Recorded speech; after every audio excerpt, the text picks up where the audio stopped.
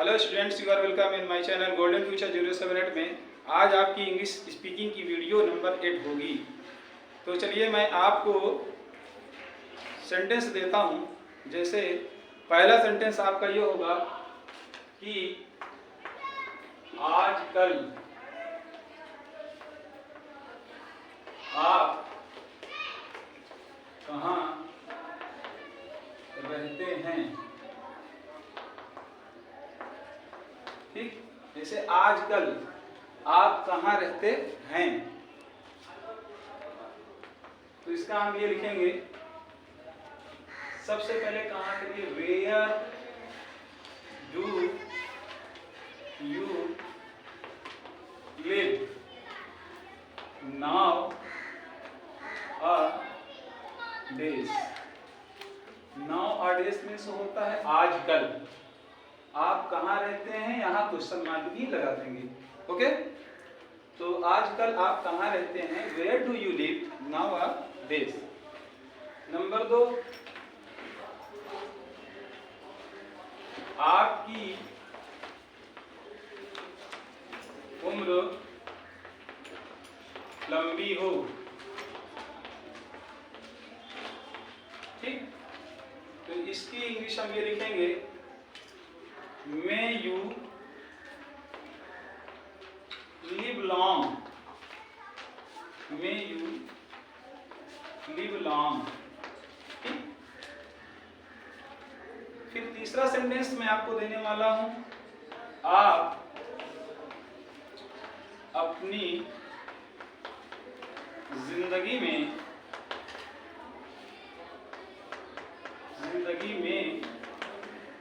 खुशहाल रहें। खुशहाल रहें, तो इसका यह होगा, may you prosper in your life. May you prosper in your life. ठीक, फिर चौथा सेंटेंस, जैसे देखना ही विश्वास करना है। देखना ही विश्वास करना है, तो seeing is believing. Seeing is believing, देखना ही विश्वास करना है। ठीक, तो आपके सामने ये सेंटेंस रहा कि आजकल आप कहाँ रहते हैं, where do you live nowadays. फिर दूसरा सेंटेंस आपका है, आपकी उम्र लंबी हो। ये उसमें विश होता है, तो वहां पर मैं हम लगाते हैं, may you live long.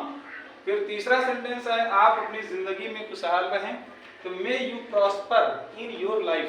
Prosper means समृद्ध या खुशहाल होता है। फिर उसके बाद देखना ही विश्वास करना है, तो सीइंग इज बिलीविंग। तो इसके साथ ही मैं आपको अगला सेंटेंस देता हूं,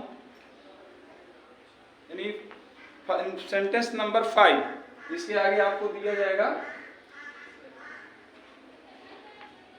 ठीक है, तो चलिए मैं अब आपको थोड़ा सा बीच में कि तेही जिंदगी से नहीं ये फजाएं। अल्लामा इकबाल ने ये एक कुछ शेर कहे हैं कि तेही जिंदगी से नहीं ये फजाएं, तेरे सामने आशियां और भी हैं। कि इंसान जो होता है वो एक पक्षी यानी चिड़िया की तरह होता है। जिस तरह से एक पक्षी आकाश की ओर उड़ता चला जाता है, लेकिन जहाँ पर उसकी मंजिल आ जाती है, जहाँ पर उसे पहुँचना होता है, पाना होता है, उसको पा के ही रहता है।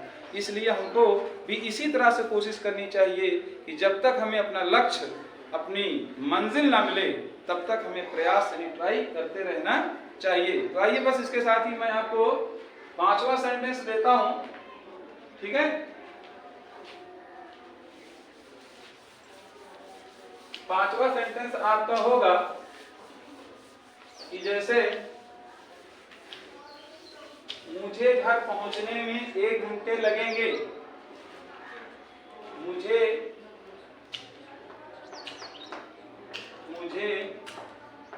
घर पहुंचने में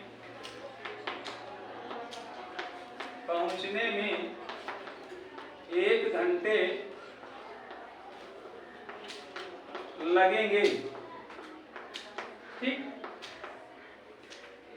तो यहां पर हम ईट से करते हैं, इसको लिखेंगे इट विल टेक, मुझे के लिए मी लिखेंगे, टेक मी 1 घंटे का an hour to reach home, मुझे घर पहुंचने में 1 घंटे लगेंगे। फिर 6वां सेंटेंस हमारा होगा, उसे सवाल हल करने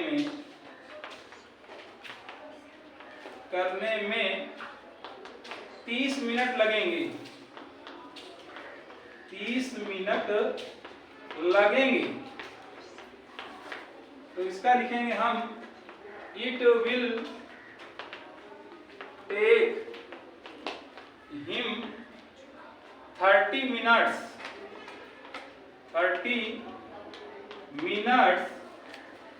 to solve the question, to solve the question. Okay, फिर 7वां सेंटेंस हमारा होगा कि जैसे हंसना मना है, हंसना मना है, तो इसका हम लिखेंगे laughing, laughing is prohibited, prohibited means मना। ठीक है, फिर उसके बाद 8वां सेंटेंस ये होगा, साफ कपड़े पहनो, साफ कपड़े पहनो, तो पहनने के लिए वियर क्लीन क्लॉथ्स।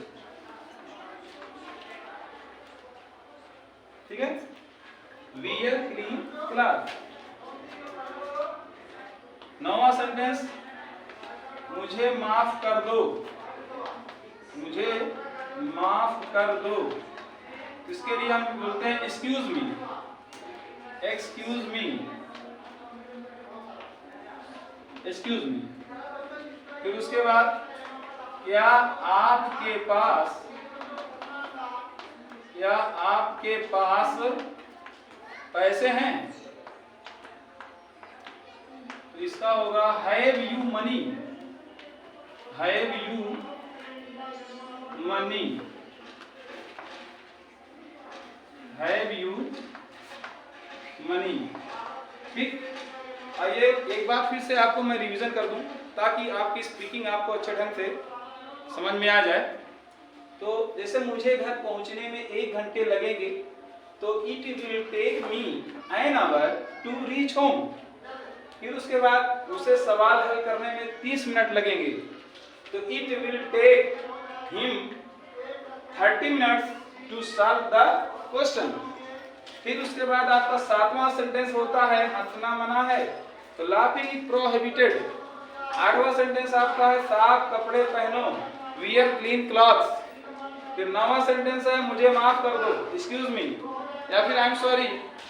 उसके बाद फिर क्या आपके पास पैसे हैं, तो हैव यू मनी। ये रही आपकी 8वीं वीडियो गोल्डन फ्यूचर की तरफ से। Very very thanks to you.